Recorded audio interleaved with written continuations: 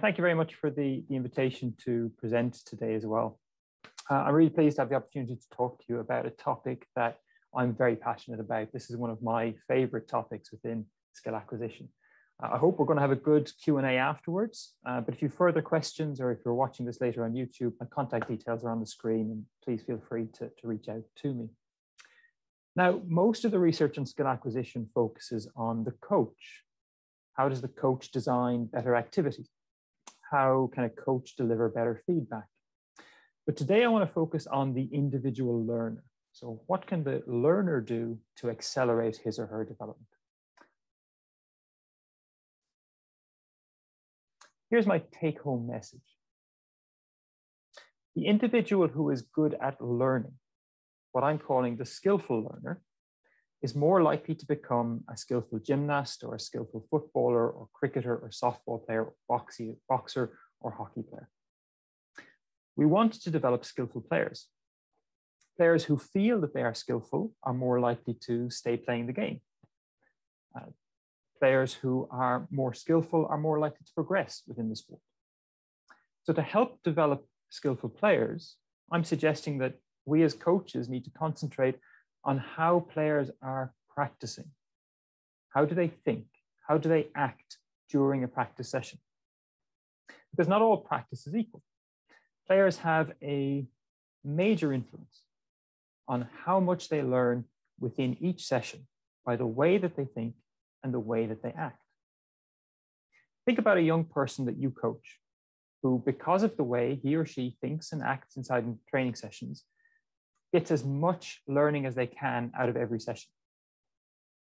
This might not be the best person within the group, but it's the person that, if they keep going as they are, they're going to make the absolute most out of their potential. Those kinds of players are what I want to discuss today. I'm going to try and answer a few key questions around this idea of skillful learning. So first off, what exactly do skillful learners do? What does that look like within your context? And how can you help to develop more skillful learners? In any sport, any task, any group of individuals, some people will learn faster than others. Now, why is that? When we're dealing with human beings, the answer is always going to be complicated. There's always going to be lots of different aspects which provide some part of an answer. But there are now a range of studies that have closely examined what players of different levels think and do when they are practicing. And that has revealed part of the answer as to why some people learn faster than others. It's also revealed that actually many learners don't engage in very effective practice behaviors, but some do. And those individuals whose learning is faster and more robust, those that I'm calling skillful learners, they practice in a different way and across a whole range of sports. So on the screen, this is coming from Gaelic football, from volleyball, from basketball. There's other research in figure skating and golf. Across all of these sports, we see some common differences in how expert learners, skillful learners practice that distinguishes them from individuals who aren't learning as quickly. And these are some of the processes that are different. Now, it doesn't matter if we're looking at sport or music or writing or drama or academic study in school or university. The processes that you see listed on the screen are examples of what skillful learners do that accelerates their learning. Collectively, these are known in the literature as self-regulatory strategies, strategies by which individuals can enhance their learning. So what I'm going to do is talk through a few examples of what these processes look like. And as I do so, it'd be good for you to think about, well, how does this apply within my context? Time management is an obvious one. How much time during practice is spent on things that you can already do quite well versus how much time is spent on challenging tasks? Skillful learners spend more of their time pushing the boundaries of what they can do within their practice sessions. in terms of structuring the environment. If a goalkeeper in rugby is working on something new, she might go down to a quiet area of the pitch where she can focus on playing around with this different way of kicking and do so without distractions.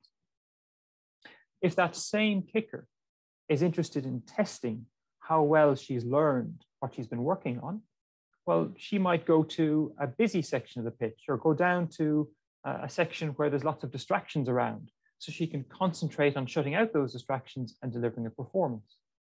Skillful learners deliberately pick environments in which they practice, which will help them to achieve their aims. Goal setting is another key example. So skillful learners set specific process goals. Consider a golfer who is consistently under-hitting putts, leaving the ball short of the hole. So she arranges a putting drill where the focus is on controlling length, and her goal is that 8 out of 10 putts either go into the hole or they go past the hole. So skillful learners set specific goals to identify what they need to work on, and then they arrange practices which are designed to help them achieve those specific process goals. Self-instruction is also something that we hear a lot from skillful learners. They talk to themselves more. They use cues or reminders as to what it is they need to focus their attention on.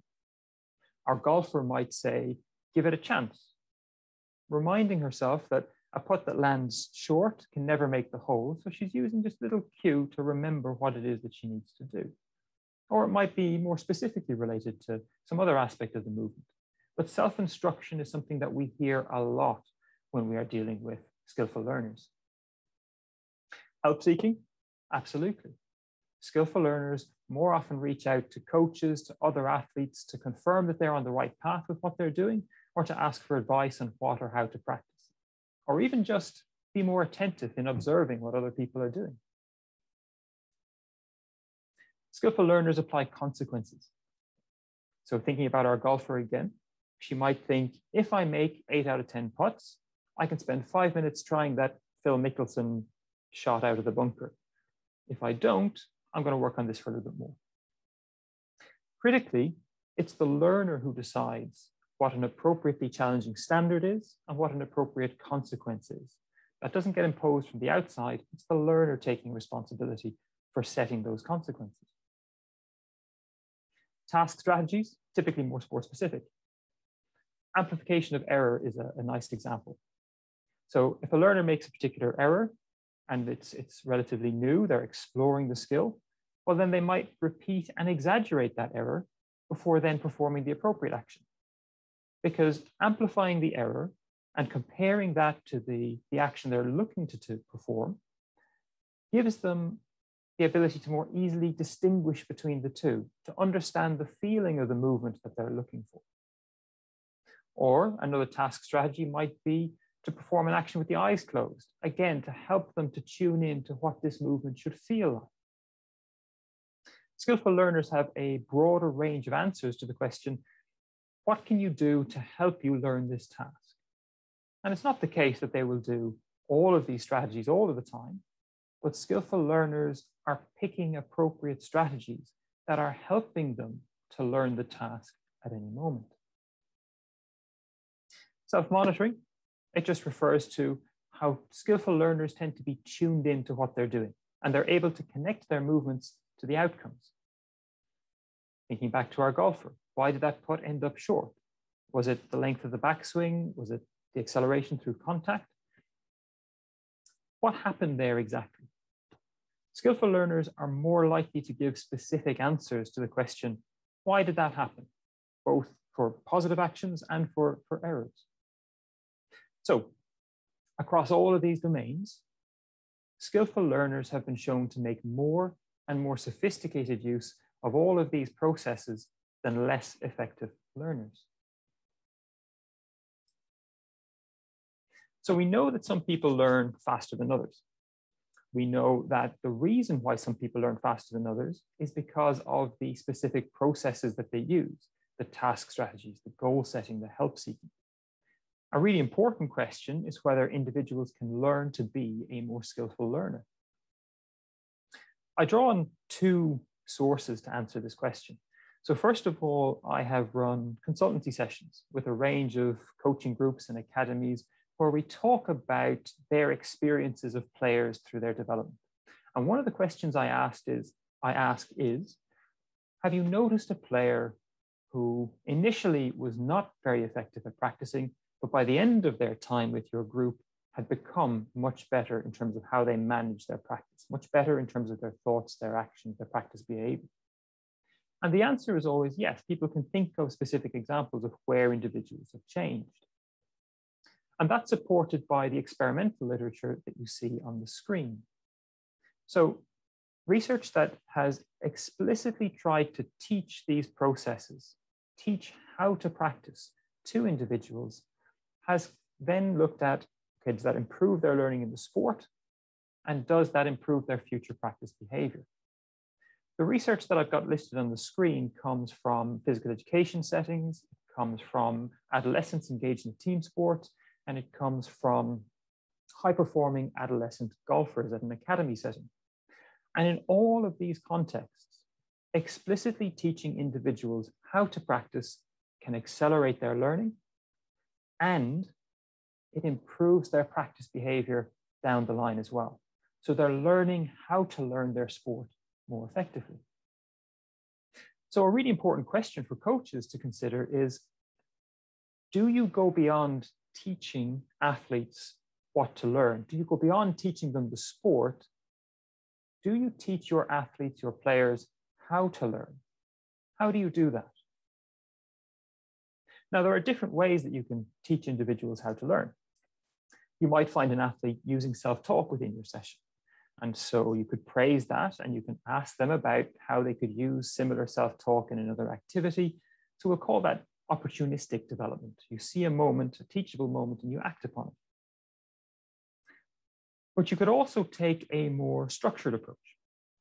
So here's an example of a particular strategy that has received a lot of attention within the skill acquisition literature. It was developed by an American psychologist called Robert Singer. And this strategy is a great conversation starter. That's what I'm really going to emphasize. This is a conversation starter about how to engage in high quality practice. It's designed for use with self-paced skills. So you determine when to start the activity. Think about golfing, many athletic disciplines, free kick, basketball free throw, that kind of thing. So for example, a netball shooter might get ready by adopting a particular stance and slowly exhaling a deep breath. They might image themselves scoring the shot as though they were watching themselves on television. They then narrow down their focus. So maybe they select a particular point on the hoop and they narrow their focus to just that. Now, if they've done step 1, 2, and 3 appropriately, then everything's ready. The movement just needs to be released and it should run through and happen. So Singer emphasizes that step 4, you execute without trying to control your actions, without trying to control the step-by-step elements, just let it happen. And then finally, and a very intensive and time-consuming element of the strategy, you thoroughly evaluate what just happened. So you are evaluating, was I ready before attempting that throw? Did I get myself to the appropriate physical and psychological state to execute a good attempt? What about my imagery? Was that clear? Was that a solid image of what I wanted to be executing within this trial? Was I focused on an appropriate point? Did I maintain that focus sufficiently? And so on.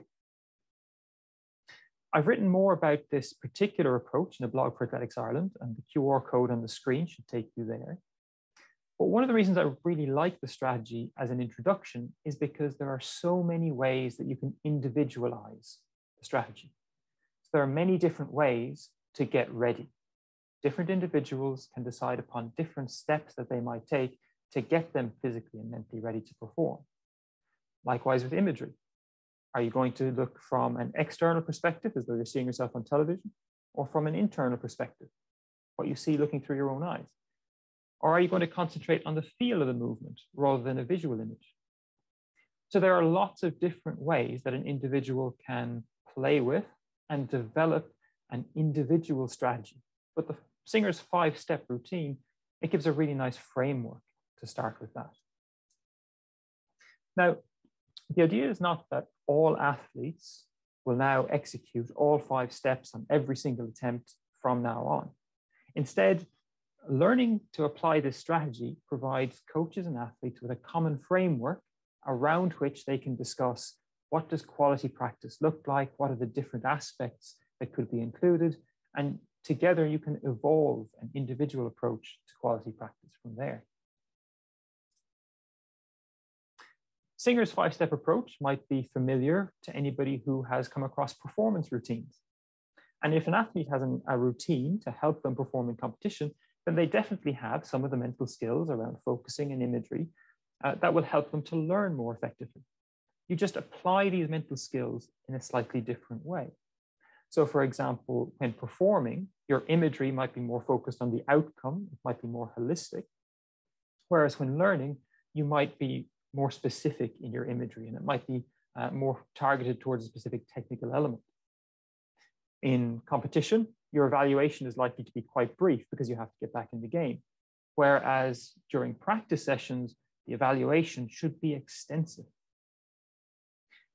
So there are differences between performance routines and learning strategies, but they are drawing on many of the basic skills. And if you're interested in the differences between routines and strategies, there's a couple of references on the screen that are quite good for that. I mentioned at the start that I'm really passionate about this idea of skillful learning, and there's a couple of reasons for that. The first is that I think anybody can benefit from learning how to practice more effectively. So this is really accessible. The second reason is that what you learn within sport about how to practice more effectively can be transferred outside of sport. I mentioned earlier about all the different domains where we see skillful learners share these common processes within how they practice. So what we learn within sport about how to engage in quality practice can be beneficial when studying at school or university, or it should save you money on your driving lessons. But, and as it was really well highlighted on an earlier talk within the I Coach Kids World series from Ian Cowburn and Martin Camaret, life skills from sport do not automatically transfer. And I think learning to learn is definitely one of these really important life skills. But it has to be encouraged. It has to be prompted. There needs to be a discussion as to how the lessons from learning how to practice more effectively in sport can be applied in, say, your academic studying, and vice versa. What are the lessons from your music teacher that could enhance how you practice within sport? So it should be a two-way discussion, I think. If you haven't seen that life skills presentation, thoroughly recommended. There's some really nice lessons within there, and they link to some excellent resources around life skills. So here's a suggestion for after the session, just to try and help you to take some of these ideas on board and bring them into your own coaching practice. Spend about 15 minutes and just fill out this table.